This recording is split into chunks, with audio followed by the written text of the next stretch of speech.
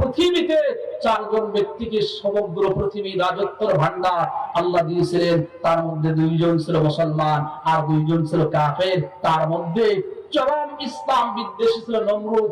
এই নমরুদ গোটা পৃথিবী রাজত্বের অধিপতি হয়েছিল, আল্লাহ তাকে ক্ষমতা দিয়েছিল, কিন্তু জুলুম করতে করতে ইব্রাহিম খলিলুল্লাহর উপরে জুলুম করলো, তার অনুসারীদের উপরে জুলুম করলো।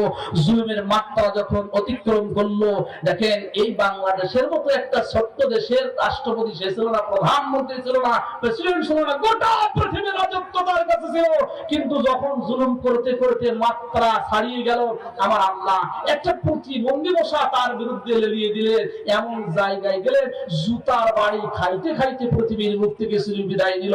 অতএব আজও যারা ইসলামের বিপক্ষে অবস্থান করেছে, ইসলাম পন্থীদের বিরুদ্ধে অবস্থান করেছে, ইসরায়েল আজকে ফিলিস্তিনের মুসলমানদেরকে যেভাবে রক্ত রঞ্জিত করেছে, আজ হোক কাল হোক প্রত্যেকটা রক্তের হিসাব দেওয়া লাগবে, কোনো ঠিক কিনা? হৃদয়টা পেটে চৌচির হয়ে যায়। ফিলিস্তিনি আমার মা বোনদের যেভাবে রক্তে রঞ্জিত করা হয় দেখলে কলিজাটা ভেঙে যায়।